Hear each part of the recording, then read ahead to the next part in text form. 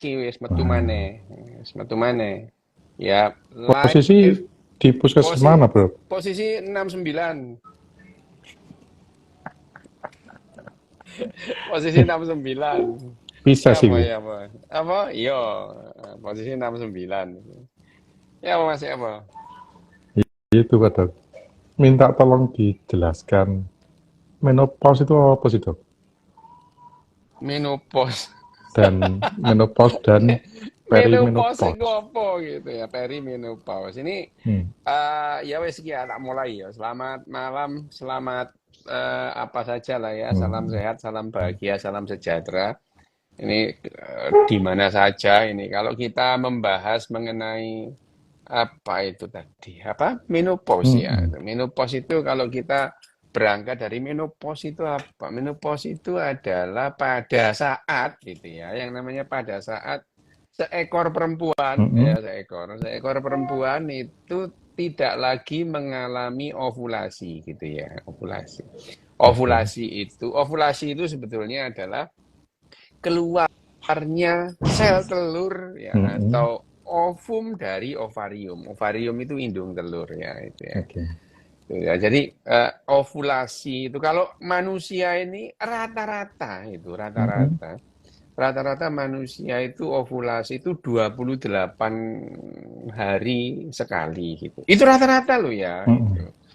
Tapi yo sakjane ngono yo gak juarang sih sing pas 28 gitu loh. Mbok iku biyen ngitunge yo opo gitu ya. Tapi ya jarang. Tapi artinya rata-rata ya, rata-rata manusia perempuan itu Homo sapien perempuan itu ovulasi itu eh 28 kali 28 hari sekali gitu ya. Itu mengalami ovulasi. Jadi Hmm. sel telur itu keluar dari indung telur. Induk telur. Ovum itu keluar dari ovarium. Ovarium ya, keluar. Itu yang namanya ovulasi. Nah, dalam hal ini kalau yang namanya ovulasi itu eh, usia suburnya itu pendek sebetulnya. Masa masa siap Siap terbuah. ovum dibuahi itu pendek Hmm. gitu. Pendek-pendek banget gitu ya, pendek dalam jadi ya apa namanya sekitar 3 hari itu terus kemudian dia sudah tidak lagi bisa dibuahi, sudah luntur. Jadi Hmm. ovum itu jalan di apa namanya di sepanjang eh, Saluran tabung itu. tabung Hmm. namanya tuba Tabung. Fallopi. Setelah di luar itu memang dia tidak bisa terbuai lagi. Jadi pada manusia itu sebenarnya masa suburnya itu pendek. Tidak hanya pada manusia sih gitu ya. Tidak hanya pada manusia, pada mamalia yang lain Mamalia. tuh masa suburnya itu pendek itu.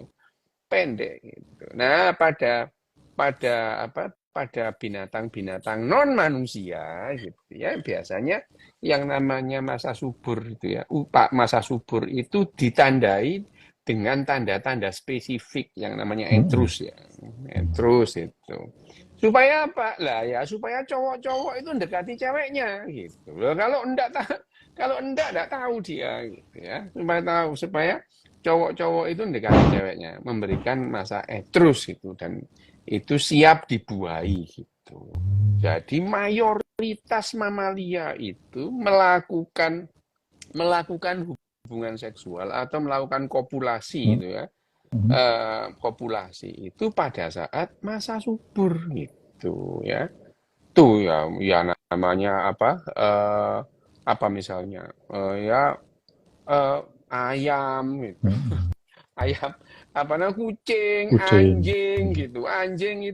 Anjing dan kucing itu hanya melakukan kopulasi atau hubungan seksual itu pada saat perempuannya itu masa Masa subur. Jadi subur. perempuannya itu mengeluarkan sel telur dari indung telurnya Hmm. gitu ya.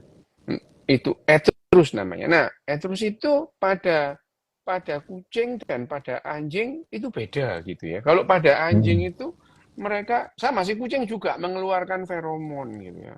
Oke. Jadi anjing-anjing cowok dari jarak 2 kilometer tuh tercium gitu. Jadi anjing-anjing cowok itu kalau ada anjing cewek yang etrus itu mereka gelisah itu. horny mereka gitu ya. Jadi horny itu alam memang demikian itu ya. Secara evolusioner jantan-jantan atau cowok-cowok mamalia pada saat ceweknya etrus itu mereka langsung horny itu terangsang gitu ya, terangsang untuk melakukan kopulasi gitu. Ya horny memang benar horny ya, kepingin melakukan. Nah, tapi pada binatang-binatang pada umumnya binatang ya, pada umumnya binatang itu melakukan kopulasi pada saat perempuannya usia Namanya subur ya, pas masa perempuannya suburnya. masa subur gitu. Hanya binatang-binatang tertentu itu yang melakukan aktivitas seksual, kopulasi atau koitus itu di luar masa subur. Salah satunya adalah binatang yang namanya Homo sapien. Ini adalah binatang yang hampir aktivitas seksualnya itu untuk rekreasi, bukan untuk reproduksi. Nah, binatang-binatang yang lain, binatang-binatang selain manusia pada umumnya, itu mereka melakukan aktivitas seksual untuk urusan reproduksi. Manusia beda. 99,99% aktivitas seksual manusia itu bukan untuk urusan reproduksi tapi untuk urusan rekreasi. Itu manusia. Nah, apa ada binatang yang lain yang menganggap hubungan seksual itu sebagai rekreasi gitu? Ada gitu. Contohnya ada yang lebih ekstrem dari manusia dalam soal hubungan seksual, namanya bonobo gitu ya. Bonobo itu seperti simpanse tapi kecil, pendek gitu. Wah, itu pokoknya segala macam masalah diselesaikan dengan aktivitas seksual gitu itu ya. Itu benar-benar kalau yang namanya bonobo itu nggak mau perang, ya maunya bercinta gitu ya. Itu bonobo.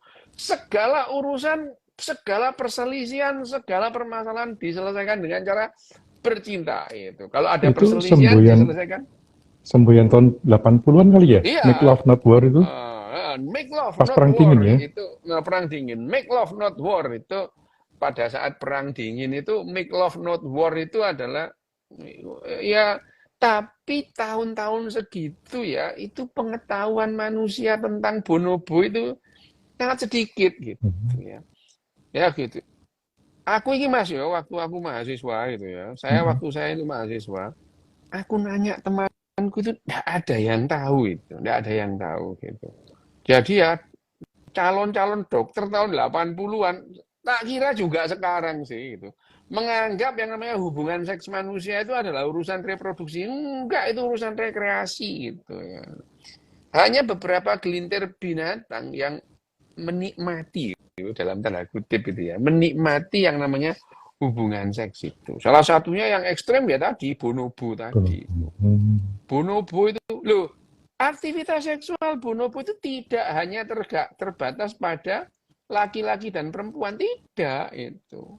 Antar laki-laki pun iya gitu ya. Jadi aktivitasnya bonobo urusan seksual itu iya omniseksual ya, biseksual gitu. Jadi berantem itu ya bisa diselesaikan dengan cara bercinta. Itu bonobo. Gitu. Tapi kan nah, itu masih biseksual dalam sesama bonobo kan? Oh iya, Kalau yang Homo sapien itu kan Homo sapien omninya benar-benar itu omni. omniseksual, ya omniseksual. Di beberapa daerah itu ya seperti daerah itu Afghanistan, Pakistan itu ya, itu melampiaskan hasrat horninya itu bisa kemana saja. Pada umumnya ke kambing sih, ke kambing gitu. Soalnya kalau kuda ketinggian mungkin ya, kuda ketinggian itu. Juga kalau misalnya cowok laki-laki manusia cowok terus kemudian dekatin kuda dari belakang diselentik wes modiar gitu ya. Jadi ya mereka itu ambil yang aman, wedus gitu ya, wedus itu wedus.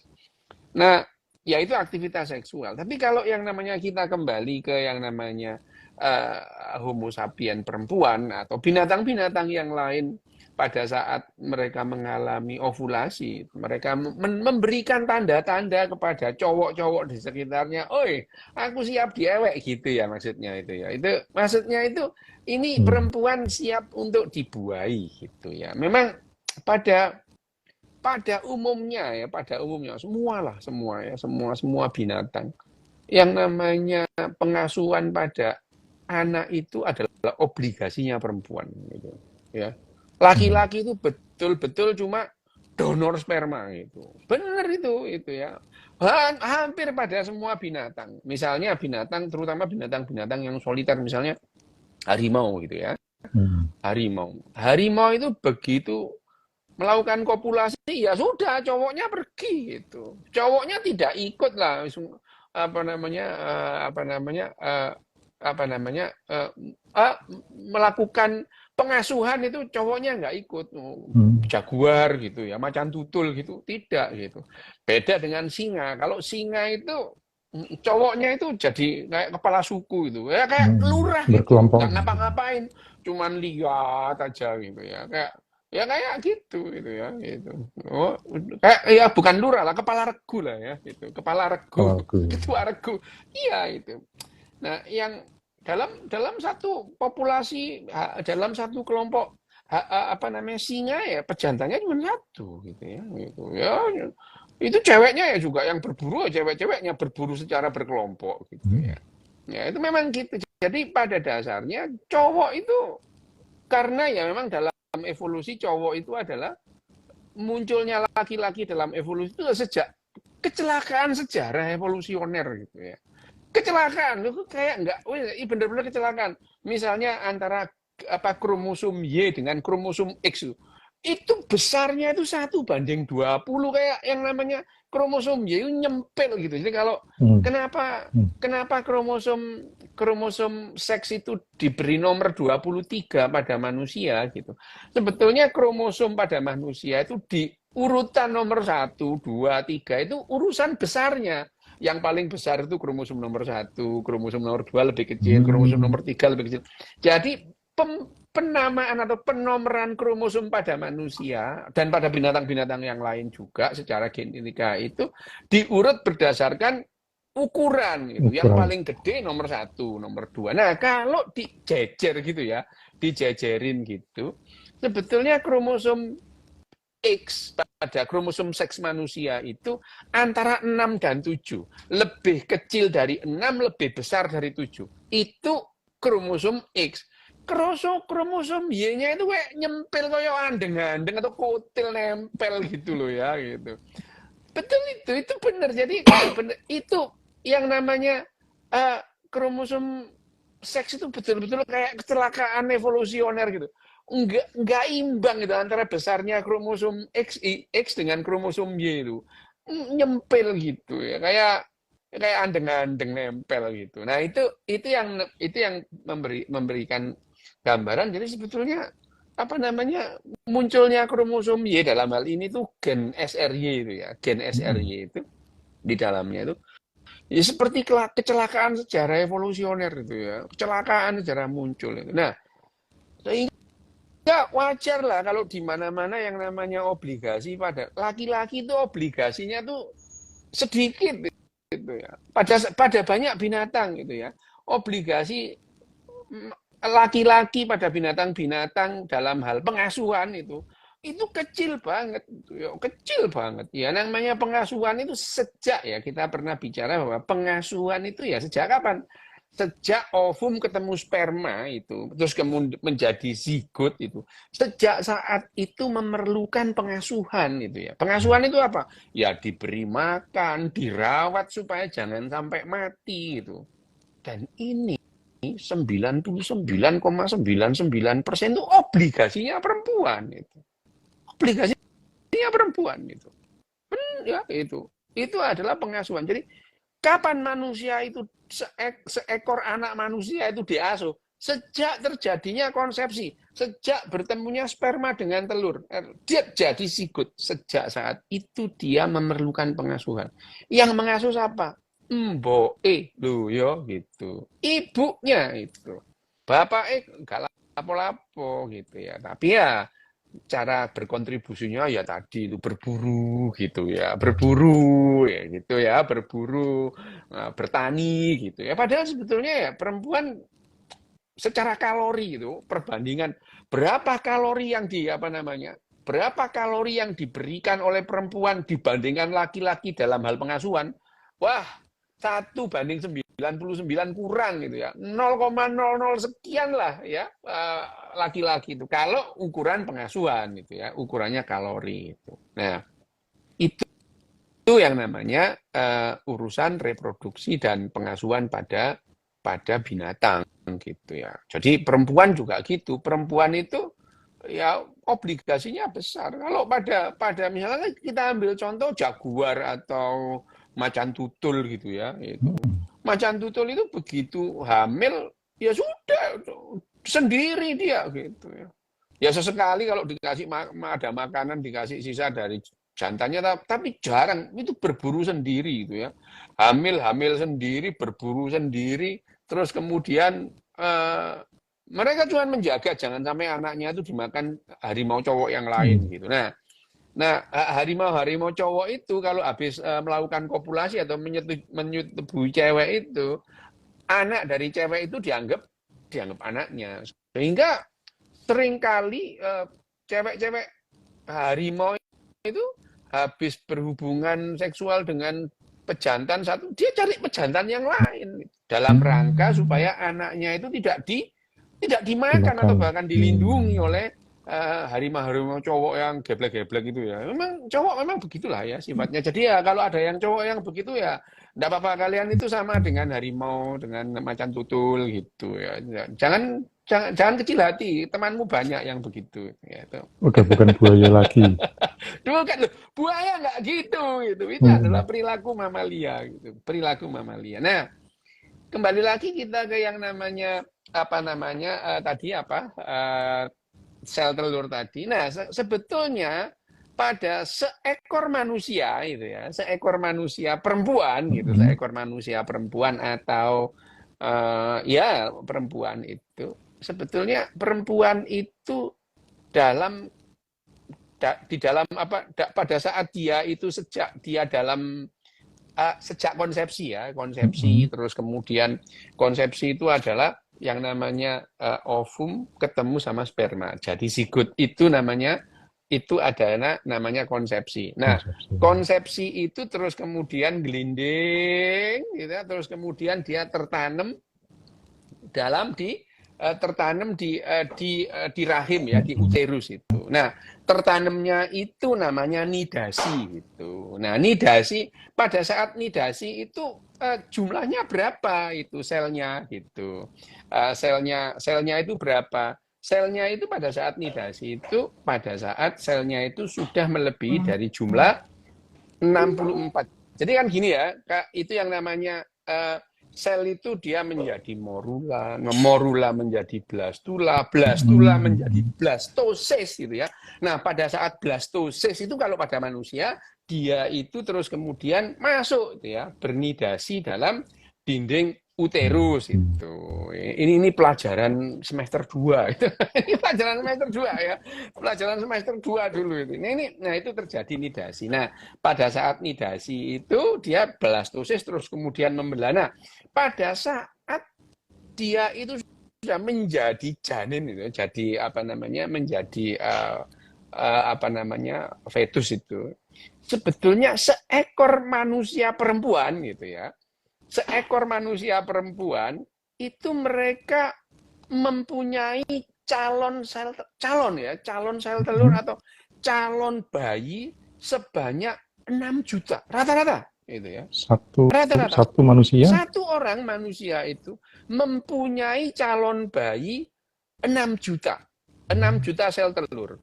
Jadi ya sakjane iku imbang antara cowok dan cewek. Cowok menghasilkan jutaan sekali ejakulasi itu. Ya memang demikian lah ya. Lah yang namanya perempuan itu manusia perempuan itu setiap manusia masing-masing itu mempunyai calon bayi ya, atau sel telur atau ada 6 juta sel telur. Nah, jumlah ini itu terus berkurang terus ya. Berkurang terus sampai pada saat bayi itu lahir hanya tersisa ya sekitar 1 sampai 2 juta calon sel telur. Calon sel telur ya, gitu. Sel telur itu setelah dia keluar, gitu ya, berovulasi itu keluar. Jadi ada 1 sampai 2 juta calon sel telur. Nah, kemudian sekitar 1 sampai 2 juta calon sel telur itu pada saat mereka itu mencapai pubertas, gitu ya, ya masing-masing perempuan itu maksimal ya tersisa sekitar 400.000 sel telur, gitu ya. Ya, Itu pada hilang kemana, 400.000. Apa? Loh, ya penurunan ini karena lebih dari 10 sel telur itu mati setiap bulan sebelum pubertas itu ya. Kenapa demikian? Lah ini yang disebut perilaku evolusioner. Yang begini yang memberikan keuntungan pada manusia gitu ya, itu. Itu pada manusia itu. Nah, saat mulai siklus menstruasi itu seiring bertambahnya usia, sel telur itu makin berkurang jumlahnya gitu loh ya. Jadi pada manusia itu kira-kira dari tadi 6 juta, terus dari 2 juta, terus susut lagi dari 400.000 gitu. Yang betul-betul menjadi sel telur ovum itu sekitar 300 sampai 400, maksimal 400 lah ya. Rata-rata 400. Dan kalau 400 itu 1 bulan 1 kali, ya berarti 400 dibagi 12 berarti sekitar 33 sampai 34 tahun. Itu adalah masa atau usia subur manusia perempuan. Jadi kalau dia itu mulai menstruasi umur 10 gitu ya. Kira-kira itu ya antara umur 42, 43, 44 gitu dia selesai, habis itu sel telurnya telur, gitu. Sel telurnya habis gitu ya, itu sel telurnya habis gitu. Nah, terus kemudian ya sudah, dia tidak mengalami ovulasi lagi. Nah, pada manusia gitu ya, pada saat sel telur itu terus kemudian dia kan tertanam ya, tertanam di dalam di dinding telur itu di dalam rahim itu, dan pada saat usia ovum itu usia ovum yang tidak terbuai itu pada usia 24 atau 20 hari dia itu mengalami peluruhan. Keluar itu sel telurnya bersama dengan dinding atau mukosa uterus itu keluar itu. Jadi sakjane itu ya guduk darah gitu ya. Itu bukan darah, itu adalah darahnya cuma sedikit, campur yang banyak adalah mukosa itu yang namanya menstruasi gitu. Nah, pada saat setelah sel telurnya itu habis itu, nah pada saat itu perempuan tidak lagi menstruasi gitu. Nah, jadi orang-orang itu menganggap adalah ini ukurannya tidak menstruasi, padahal ukurannya itu tidak ovulasi gitu. Kenapa ovulasi itu sel telurnya kalau sudah tidak ovulasi, sel telurnya habis gitu ya. Tidak ada yang keluar, sel telurnya masuk, habis, tidak ada keluar lagi. Nempel, tidak ada yang masuk ke rahim. Nah, kenapa kok 400 ya, antara 300 sampai 400? Itu adalah seleksi alam.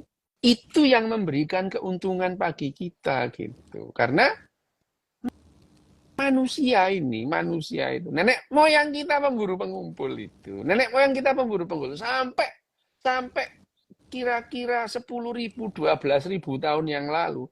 Rata-rata umur perempuan itu ya segitu, 43, 42 mati gitu ya.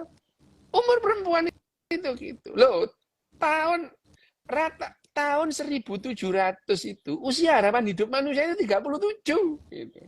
1700 ya. 1700 itu usia harapan hidup manusia itu 37.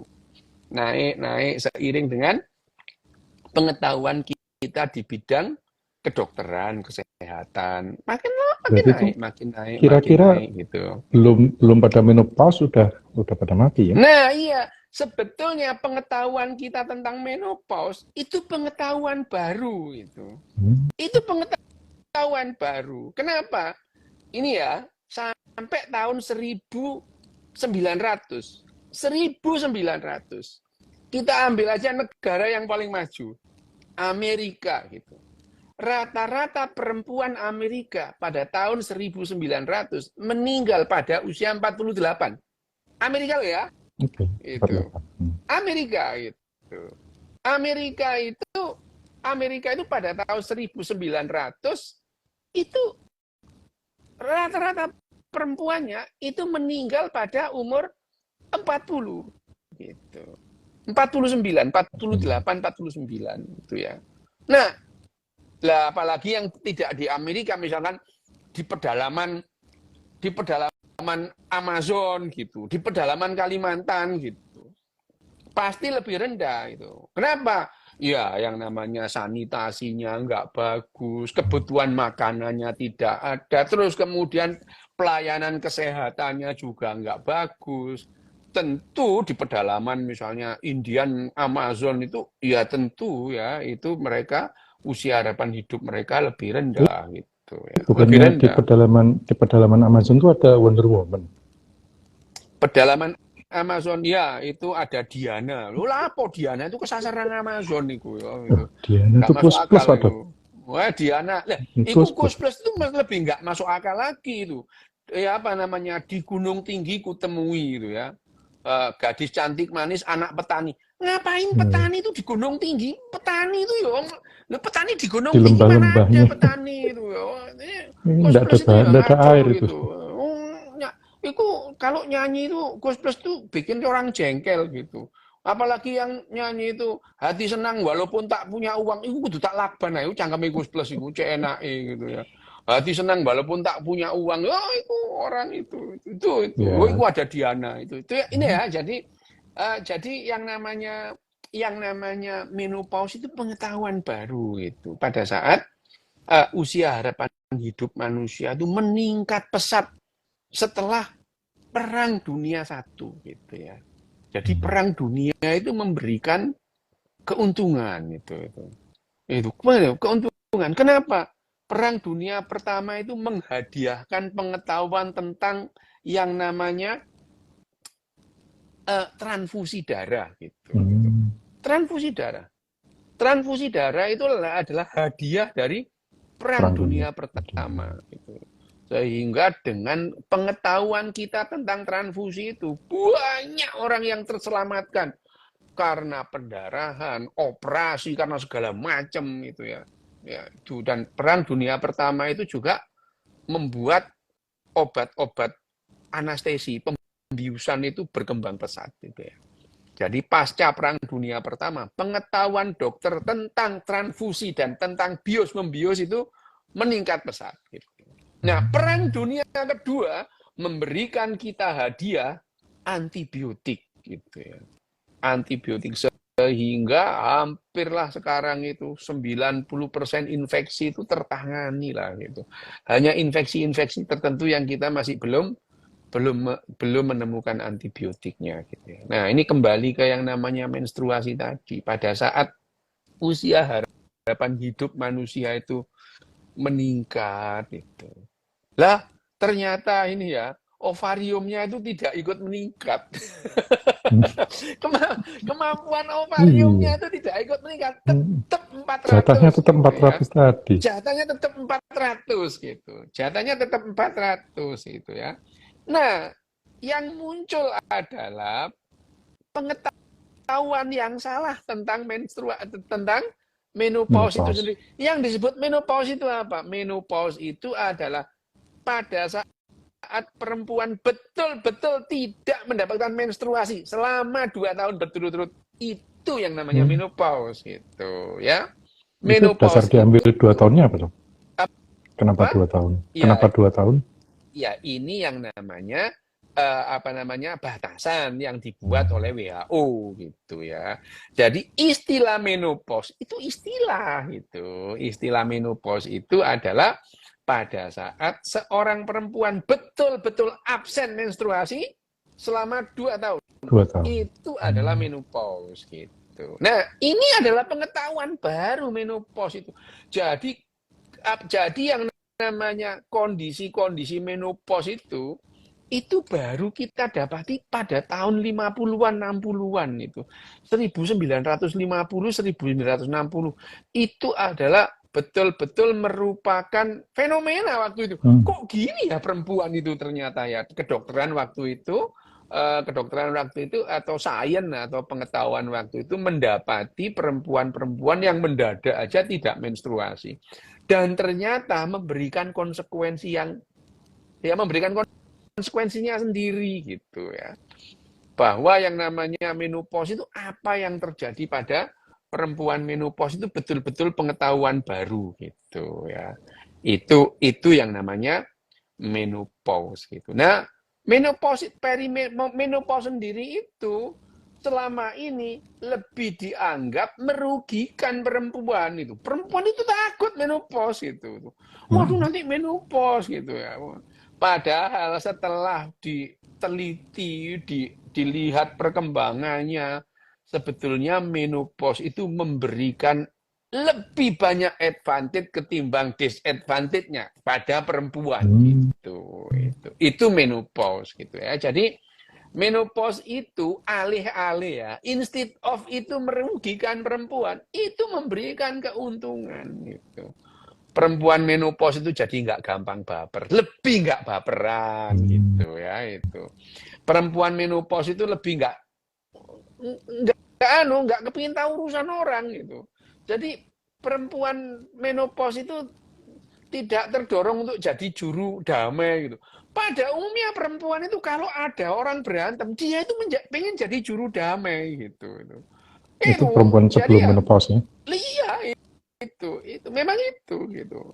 Nah, pada perempuan menopause dia lebih tidak peduli tentang yang begitu-begitu gitu ya. Padahal ya perempuan yang pengen jadi juru damai itu alih-alih dia itu memberikan solusi, dia itu menambah masalah gitu ya. Perempuan yang sok-sokan jadi juru damai itu jadi tambah masalah.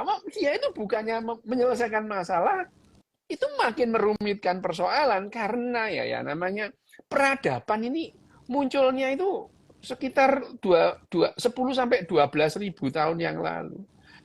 Kemampuan perempuan menjadi juru damai itu adalah pada masyarakat yang kecil, itu masyarakat pemburu pengumpul gitu ya. Jadi kalau ada anak perempuannya berantem itu seorang ibu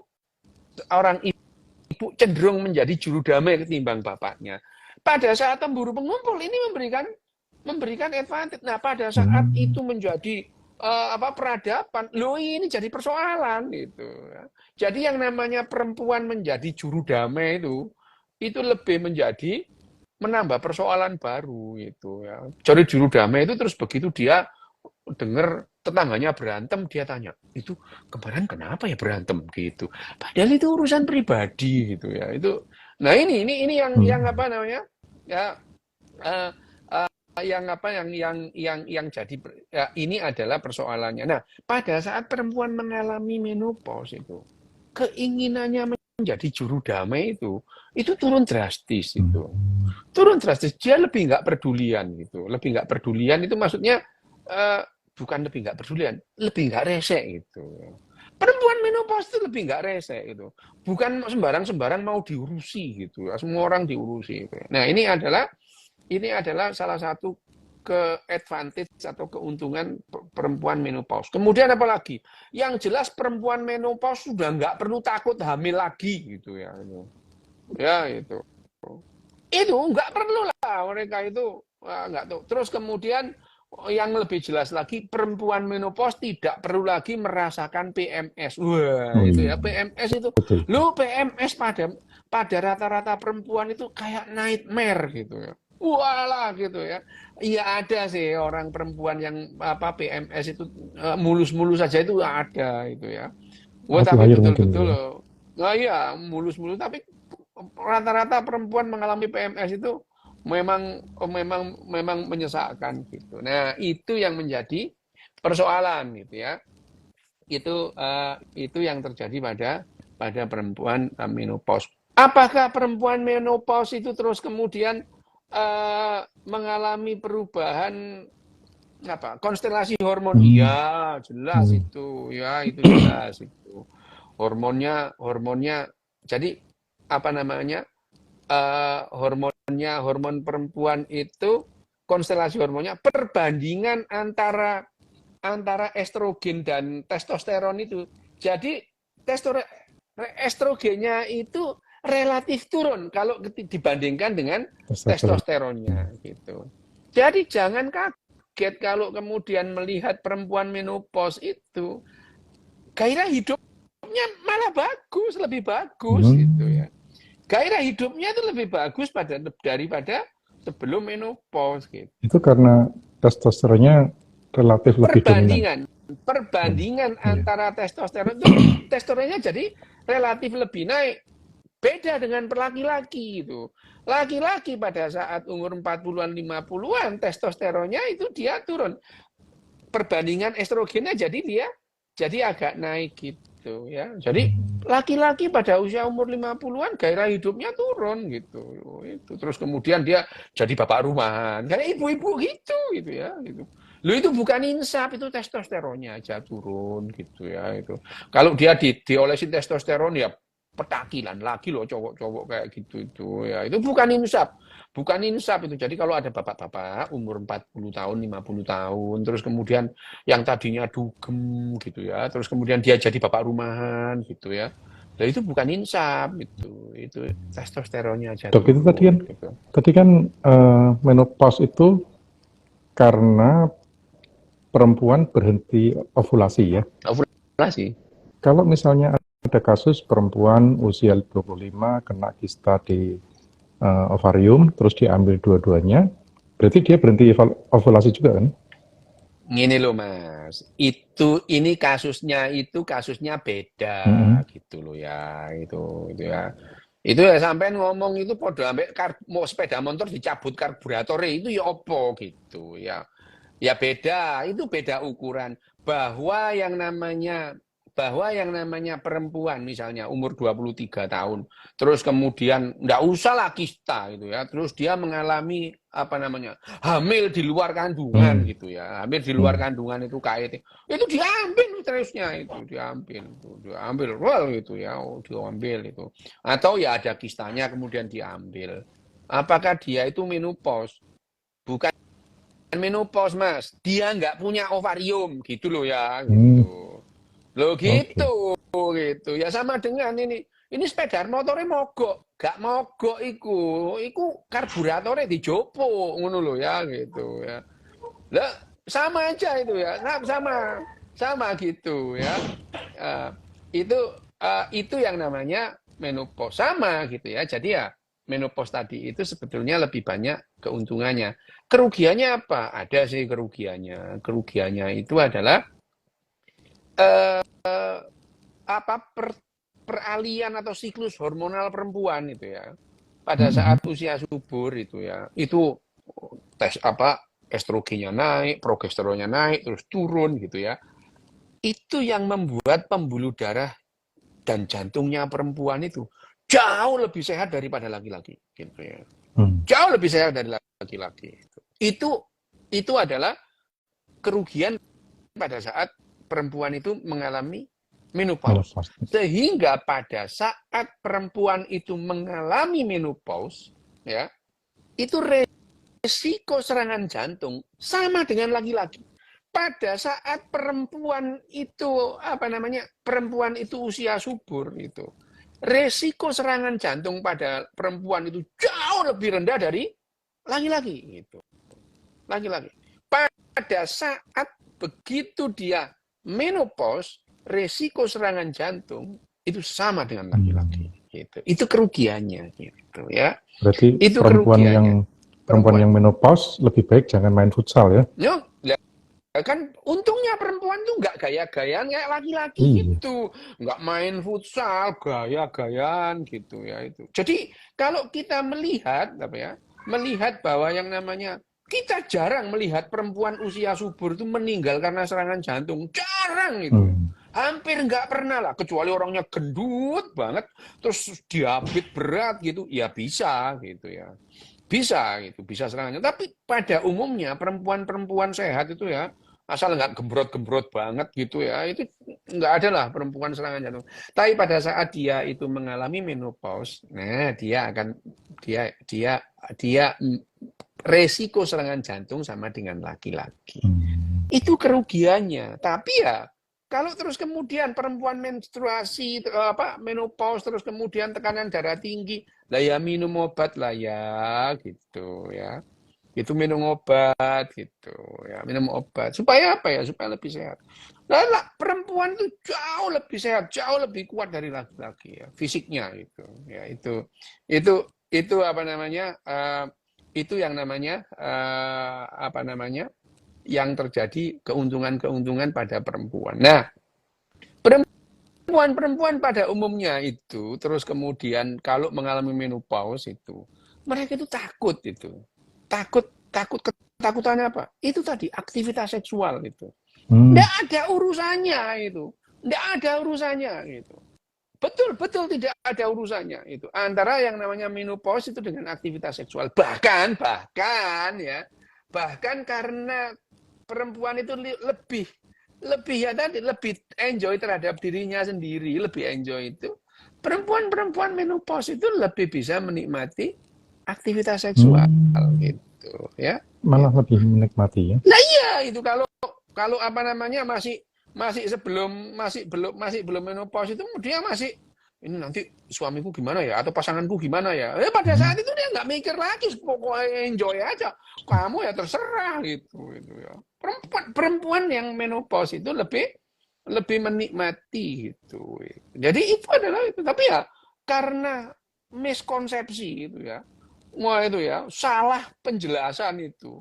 Sehingga orang itu apa namanya? Orang terus kemudian takut menstruasi itu terus kemudian takut menopause itu takut tidak lagi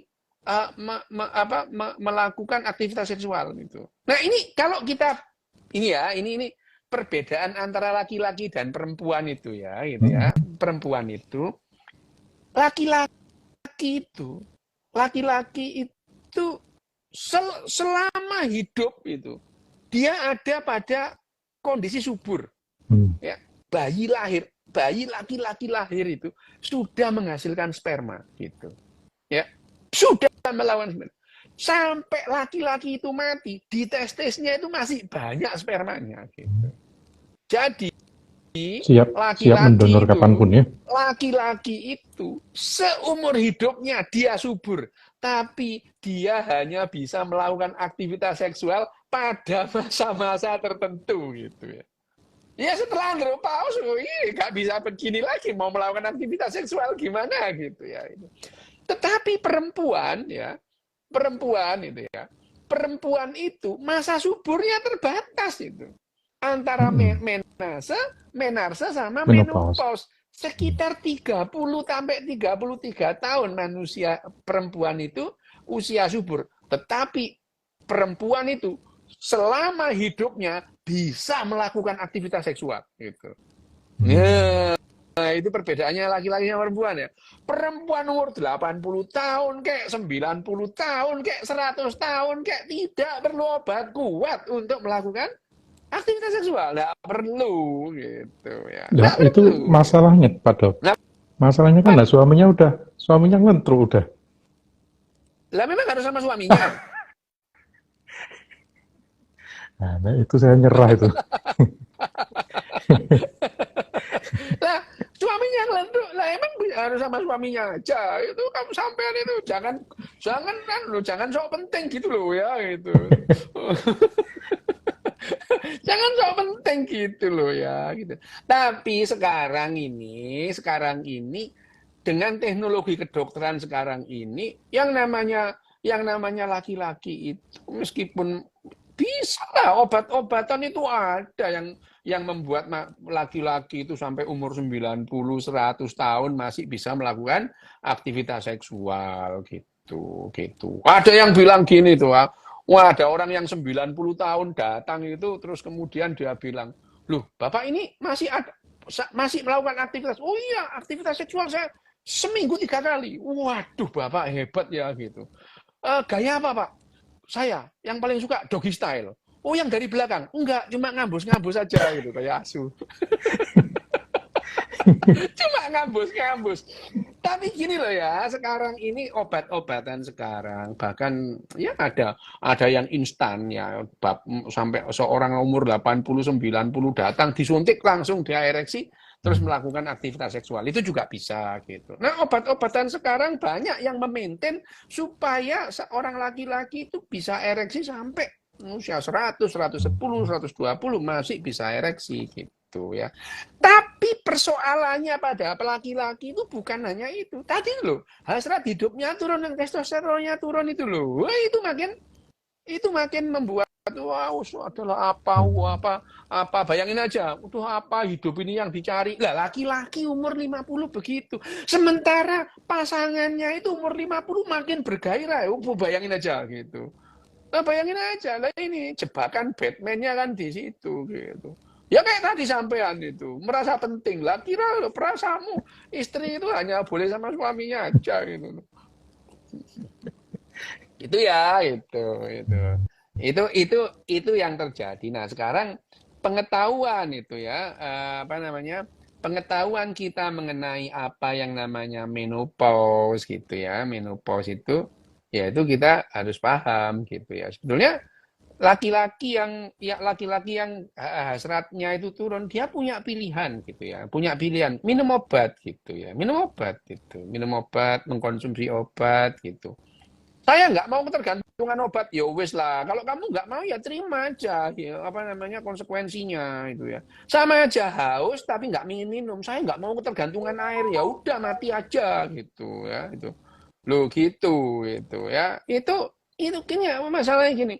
Wah ini ya kalau mau terima konsekuensinya gitu. Konsekuensinya ya minum obat gitu. Minum obat gitu. Adalah obat-obatan yang membuat laki-laki itu bisa melakukan aktivitas seksual lagi itu ada gitu ya.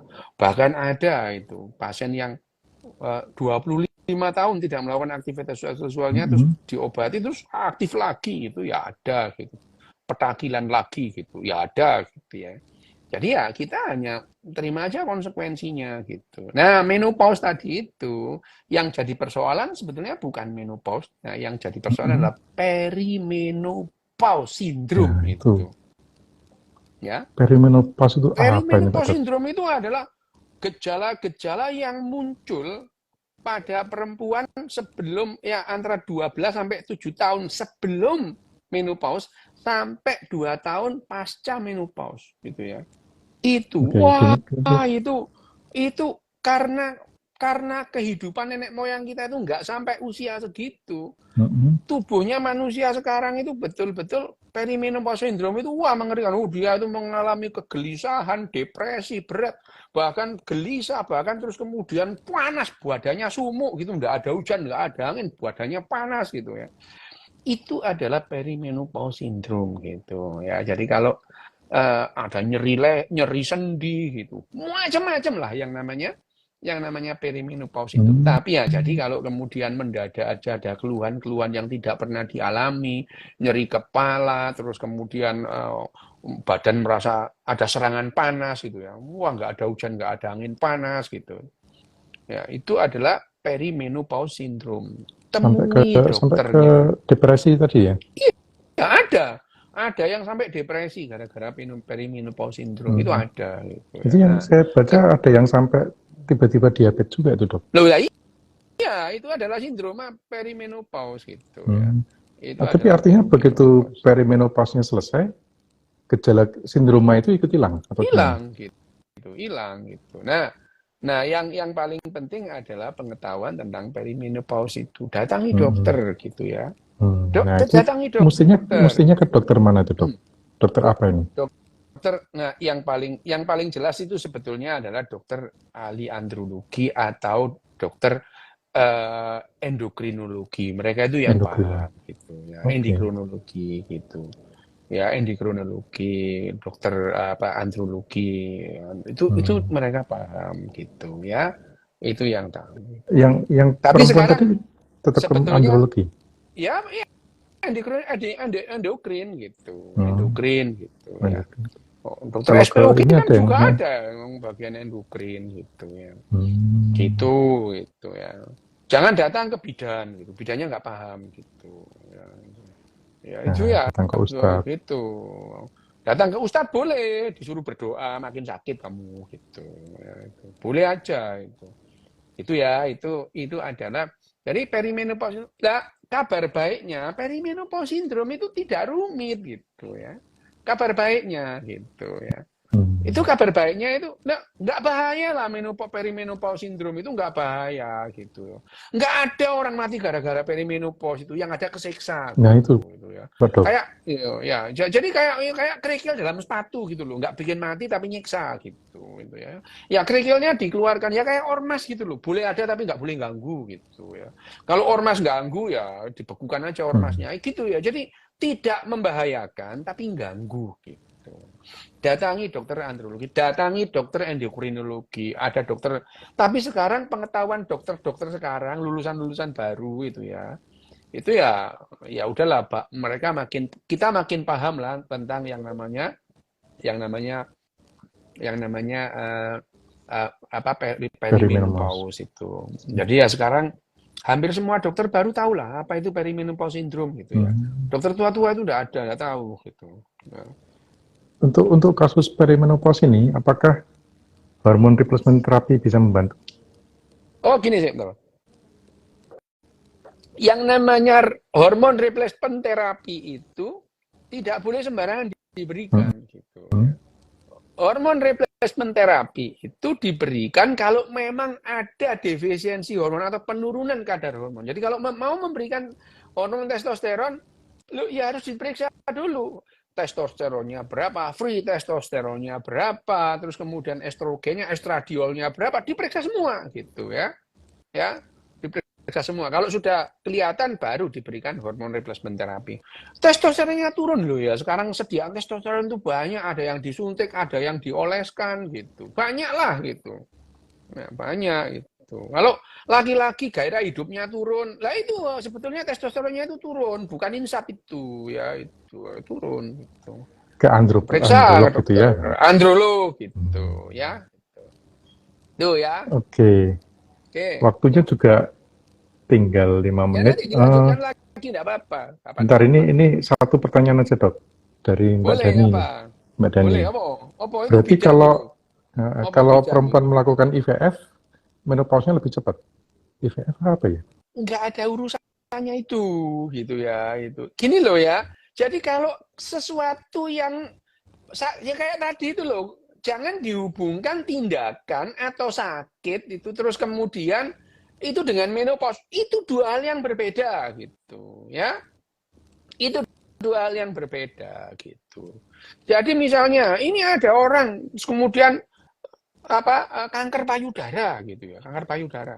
Terus kemudian kan ada yang namanya untuk memfollow up itu dilakukan TAH-BSO gitu. Apa TAH-BSO itu? TAH itu total histerektomi dan diambil dua-duanya gitu. Semuanya Hmm. uterusnya diambil terus kemudian semuanya diambil itu. Ini gimana? Lah ini kondisinya beda loh ya gitu ya. Jadi ya tadi itu ya program IVF itu panen sel telurnya banyak. Ini kan kondisi yang berbeda. Kita itu membahas itu kondisi-kondisi pada umumnya gitu ya. Gitu. Nah kalau misalnya Oke. IVF itu diambil gitu. Lah ya itu kan tidak sama dengan tidak sama aturan tubuhnya sudah beda gitu ya. Itu kan soal itu loh bayi tabung gitu. Hmm. Lah ya kalau bayi tabung ya diperiksa sekalian sebetulnya itu sel telurnya di dalam ovariumnya itu ada apa enggak gitu. Kan kelihatan gitu ya. Ya yang tadi misalkan 2 juta itu kan rata-rata gitu. 400 itu kan rata-rata. Ada loh orang yang cuma 100 gitu. Gitu. Yeah. Nah, gitu. Ada yang cuma 100 gitu ya. Ada yang cuma 50 gitu. Nah, itu yang beda. Jadi ya nanti kita bahas sendiri apa itu yang namanya inseminasi buatan lah apa terus kemudian diambil sel telurnya lah itu persoalan beda lagi gitu ya. Jadi kondisinya beda pada orang yang kemudian diambil itu dengan orang yang pada umumnya. Misalkan orang yang melakukan misalnya inseminasi buatan misalnya ya itu. Inseminasi buatan. Lah jangan-jangan memang sel telurnya cuma sedikit yang ada di dalam ovariumnya kan tidak tahu gitu ya. Itu tidak bisa dipakai ukuran. Gitu, yes. Oke, Pak Dok, nanti kita lanjut lagi. Nanti saya minta jadwalnya lagi. Matur nuwun banget. Oke. Teman-teman matur nuwun, sampai jumpa nanti pas Pak Dokternya nggak sibuk.